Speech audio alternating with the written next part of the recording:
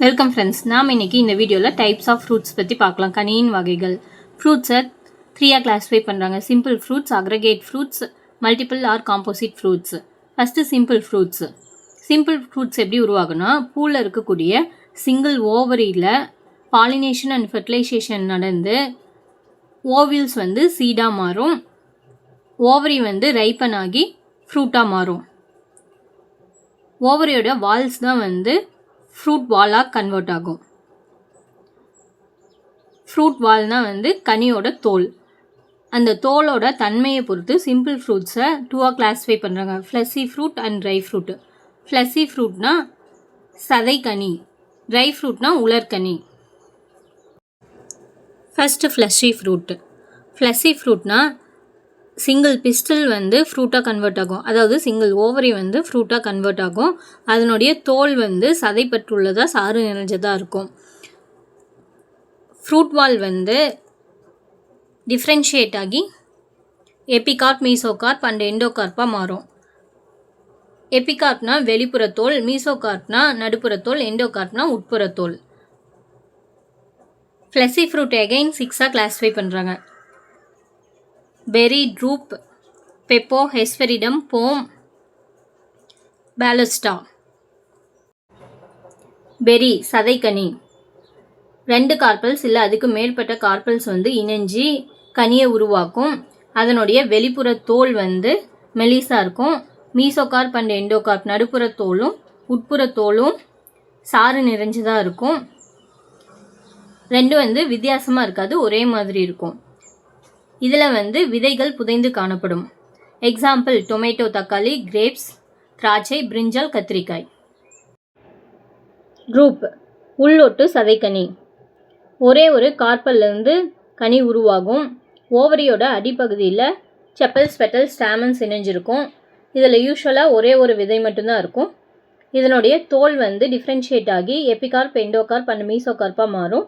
Epicarp வெளிப்புற தோல் இறுக்கமான தோல் மாதிரி இருக்கும்.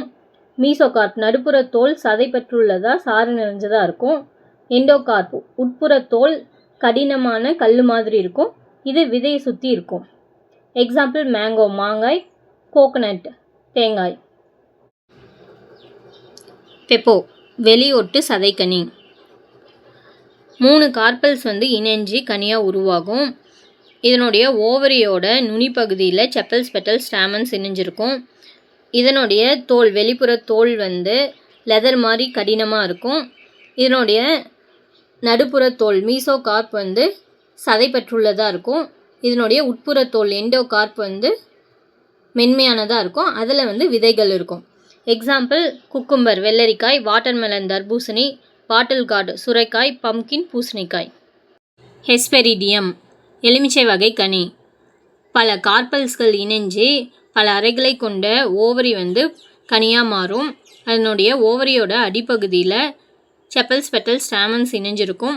இதனுடைய ஃப்ரூட் பால் டிஃப்ரென்ஷியேட் ஆகி எபிகார்ப், மீசோகார்ப் அண்ட் எண்டோகார்ப்பாக மாறும்.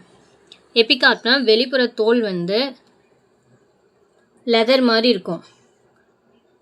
இதில் ஆயில் கிளான்ஸ் இருக்கும். ஆரஞ்சோ எலுமிச்சை பழத்தையோ வெளிப்புற தோல் தண்ணி மாதிரி நம்ம உளிக்கும் போது தண்ணி மாதிரி ஃபார்ம் ஆகும். அதுதான் ஆயில் கிளான்ஸ். இதனுடைய நடுப்புற தோல் மீசோகார்ப் நாறுகள் நிறைஞ்சதாக இருக்கும். இதனுடைய உட்புற தோல் எண்டோகார்ப் பல அறைகளை கொண்டு இருக்கும். பல சாம்பர்ஸ் இருக்கும். இதில் ஜூசியல் ஹேர்ஸ் இருக்கும். சாறு நிறைந்த தூவிகள் இருக்கும். நம்ம சாப்பிடக்கூடிய இந்த பார்ட் தான் ஜூசியல் ஹேர்ஸ். Example orange, lemon. போம் பொய்க்கனி. போம் பல கார்பல்ஸ் இணைஞ்சு உருவாகும். ஓவரியோட நுனிப்பகுதியில் செப்பல்ஸ், பெட்டல்ஸ், ஸ்டாமன்ஸ் இணைஞ்சிருக்கும். ரெசப்டக்கல் பூவோட அடிப்பகுதி. பூத்தளம் ஓவரியோட இணைஞ்சி சதைப்பற்றுள்ளதாக மாறி கனியாக மாறும். இது பார்க்க ட்ரூ ஃப்ரூட் மாதிரியே இருக்கும், உண்மை கனி மாதிரியே இருக்கும். போமில் வெளிப்புற தோல் மெல்லிய தோலாக இருக்கும். அதனுடைய உட்புற தோல் முதுகெலும்பு மாதிரி இருக்கும். Example apple, pear. Apple, pear பேரிக்காய். பாலஸ்டா பல கார்பல்ஸ் இணைஞ்சி பல அறைகளை கொண்ட ஓவரி தான் கனியாக மாறும். ஓவரியோட நுனி பகுதியில் செப்பல்ஸ் பெட்டல்ஸ் ஸ்டாமன்ஸ் இணைஞ்சிருக்கும். பேலஸ்டாங்கிறது சதைப்பற்றுள்ள வெடியா கனி, ஃப்ளஸி இன்டெகிஸ்கண்ட் ஃப்ரூட். இதனுடைய எபிகார்ப் வெளிப்புற தோல் வந்து கடினமாக லெதர் மாதிரி இருக்கும். விதைகள் வந்து ஒழுங்கற்ற முறையில் வந்து ஒட்டியிருக்கும். இந்த விதையோட வெளி உரையை தான் வந்து டெஸ்டான்னு சொல்லுவோம். மாதுளம்பழத்தில் நம்ம சாப்பிடக்கூடிய பார்ட் தான் வந்து டெஸ்டா. அந்த சதைப்பற்றுள்ள ஜூஸியாக இருக்கக்கூடிய பார்ட்டை தான் வந்து டெஸ்டான்னு சொல்லுவோம். எக்ஸாம்பிள் பொமிகிரானேட். நன்றி.